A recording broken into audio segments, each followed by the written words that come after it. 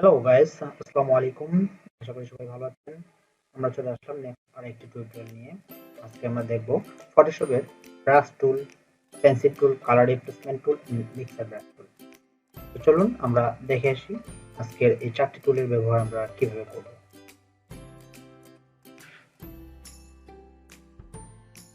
ওকে, তো আমরা ফটোশপে চলে আসছি।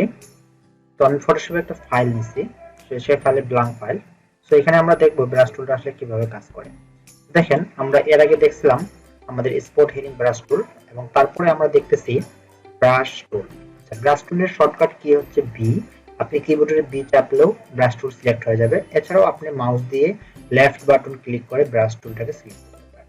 দেন ব্রাশ টুল সিলেক্ট করার পর আমার কি আসছে, একটা রাউন্ড একটা আইকন আসছে। ওকে, তো ব্রাশ টুল সিলেক্ট করে আমরা এখন উপরে চলে যাই। আমরা এখানে যদি ব্রাশের সাইজ এবং ব্রাশের কি কি ব্রাশ আছে, ডিফল্ট ব্রাশ, সেগুলো যদি দেখতে চাই দেখতে পারি। দেখেন এখানে জেনারেল, এটা আপনাদের সকলের কম্পিউটারেই থাকবে। তো জেনারেল দেখেন, এখানে সফট রাউন্ড, হার্ড রাউন্ড, কিছু অনেক ব্রাশ আছে, এগুলোর কিছু ব্যবহার আছে। আবার এখানে এটা ছাড়াও আপনার যদি আপনি ইয়েতে যান, ড্রাই মিডিয়া ব্রাশ, এখানে যান, এখানে দেখেন আরো অন্য কোয়ালিটির ব্রাশ আছে। অ্যাকচুয়ালি এই ব্রাশগুলো দিয়ে আমরা কি কাজ করি, আমরা যখন অনেক সময় দেখি ব্রাশ পেইন্টিং, অনেক পিকচার দেখি গুগলে, আপনারা সার্চ দিলেই দেখতে পাবেন। সেই পিকচারগুলো আসলে মূলত এই ব্রাশ দিয়ে তৈরি করে। তো আমি একটা ব্রাশের স্যাম্পল দেখাচ্ছি। তো প্রথমে যদি আমি জেনারেল থেকে সফট রাউন্ড ব্রাশটাকে ক্লিক করি, এবং ক্লিক করার পর এখানে আমি আর্টবোর্ডের মধ্যে আমার কার্সরটা নিয়ে আসছি। মনে রাখবেন, এটা সিলেক্ট করার পর আপনার এখানে ফোরগ্রাউন্ড কালারের মধ্যে যে কালারটা থাকবে সে কালারটাই কিন্তু এখানে ব্রাশ হবে। তো আমি এখানে একটা ক্লিক করলাম। দেখেন, ক্লিক করার পর আমার কি হয়, যে আমার যে ব্রাশটা আমি নিয়েছিলাম সেই ব্রাশ অনুযায়ী ইয়ে হয়েছে। এখন যদি আমি সফটের জায়গায় হার্ডনেস নেই, হার্ড কাউন্টারটা নেই, এবং এটাকে যদি একটু ছোট করি, ছোট কিভাবে করবেন দেখেন, এখানে এই যে সাইজ ছোট বড় করা যায়। হ্যাঁ, আবার এখানে হার্ডনেসও ছোট কম বেশি করা যায়। তো আমি একটা সাইজ ছোট বড় করলাম। এছাড়াও আপনি কিবোর্ডের অল্টার চেপে ধরবেন এবং মাউসের রাইট বাটন ধরে ডান দিকে টানলে বড় হবে, বাম দিকে টানলে ছোট হবে। ঠিক আছে, তো আমি করলাম। পরে আমি যদি এখন এখানে কালারটা একটু চেঞ্জ করে দেই, ফরগ্রাউন্ড কালারটা চেঞ্জ করে দেই। ঠিক আছে, ওকে, চেঞ্জ করে দিলাম। এখন এখানে মাঝখানে যদি আমি ক্লিক করে দেখেন আমার কি হচ্ছে, একটা সূর্যের মতো যে চতুর্দিকে আমার ইয়ে হচ্ছে। তো এটা আমরা আরো অন্যভাবেও করতে পারি। আপনারা জানেন, এর আগে টুলস এর ব্যবহারগুলো দেখলে বুঝতে পারবেন। তো অ্যাকচুয়ালি ব্রাশ আমরা এখানে জেনারেল ব্রাশটা দিয়ে দেখতেছি। এরপরে যদি আমরা একটু অন্য ব্রাশগুলো দেখি যে আসলে অন্য ব্রাশগুলো কি আছে। তো আমি যদি এখানে ড্রাই ব্রাশে ক্লিক করি, এবং ড্রাই ব্রাশে ক্লিক করার পর একটা যে কোনো ব্রাশ নিলাম এবং এটাকে একটু বড় করি। এখানে কালারটা যদি আমরা পরিবর্তন করে দিই, এখানে দেখেন, দেখেন এখানে আমার ব্রাশ যতবার ক্লিক করতেছে সেটা কিন্তু ব্রাশ হয়ে যাচ্ছে। তো এগুলো আসলে অনেক ধরনের ইফেক্টে কাজ করা যায়। তো এটা আমি কন্ট্রোল জেড মারে দিই, আপনারা বুঝতে পারবেন। ওকে, তারপর যদি আমরা দেখি আরো স্পেশাল কিছু ব্রাশ, সেটা হচ্ছে যদি আমরা দেখি ওয়াটার স্কেচ। ওয়াটার স্কেচে আসলে কি আছে দেখি, যে আমি এখানে একটা ওয়াটার স্কেচ সিলেক্ট করলাম, এখানে আমি ক্লিক করলাম। দেখেন কত সুন্দর একটা ওয়াটার স্কেচ এখানে পড়ে গেছে। এরপর আপনি যে কোনো একটা ছবি দিতে পারেন, ছবির উপরে করতে পারেন। ঠিক আছে, দেখেন আমি ক্লিক করলে আমার এটা কি হচ্ছে, ব্রাশ হয়ে যাচ্ছে।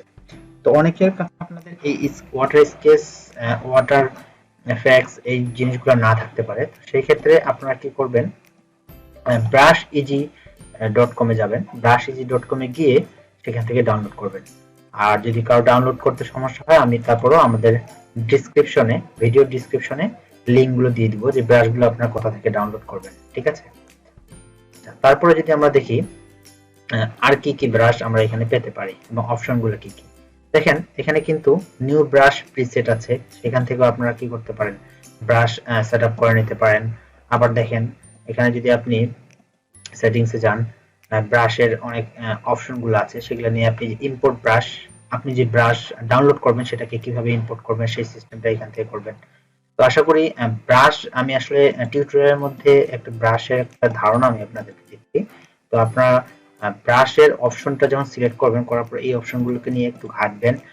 যারা কাজ করতেছেন আশা করি যে ফ্লো সামথিং, তারপর স্মুথিং, অপাসিটি, এইসব কিছু আসলে যতই বেশি আপনি ঘাঁটবেন, যত বেশি প্র্যাকটিস করবেন, তত কিন্তু আপনাদের কাজে আপনারা ইয়ে করবেন। এখানে আপনি কালারটা চেঞ্জ করেন, পরে যদি আপনি আবার ব্রাশ করেন, দেখেন মিক্সড হয়ে যাচ্ছে। ঠিক আছে, দেখেন যেমন রং ধনুর মতো রং ধনুর মতো।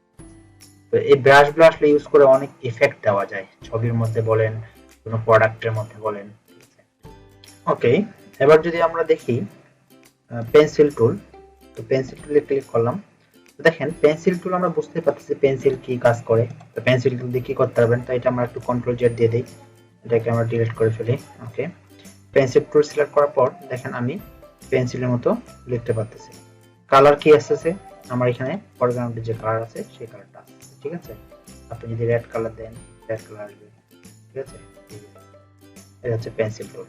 পেন্সিল টুল দিয়ে মূলত কি করা হয়, পেন্সিল টুল দিয়ে যে কোনো স্কেচ, এক্সাম্পল আপনি কোনো কিছু আর্ট করতে পারেন এইভাবে। ঠিক আছে, এইভাবে এইভাবে এইভাবে আপনি কিছু আর্ট করতে পারেন।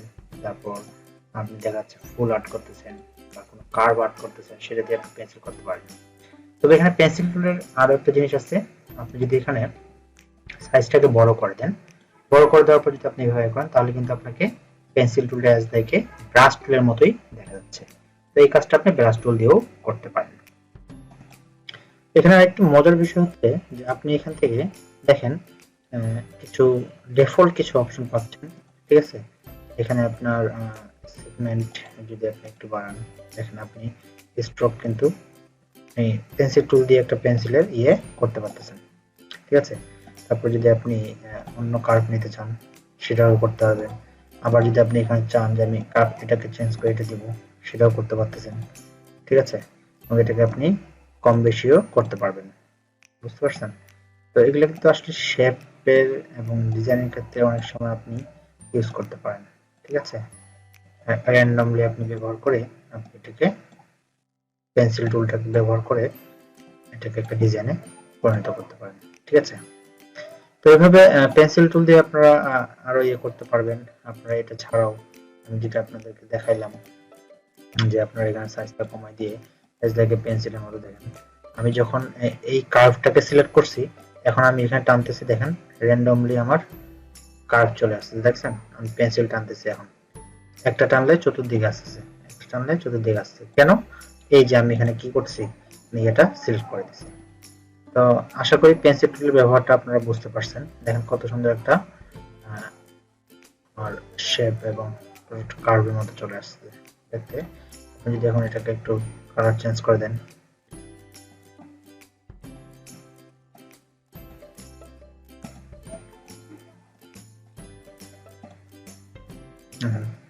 কালার চেঞ্জ করে দিয়ে আপনি আরো অনেক শেপ তৈরি করতে পারেন। ক্লিক করে কিন্তু টানতেছি। হ্যাঁ,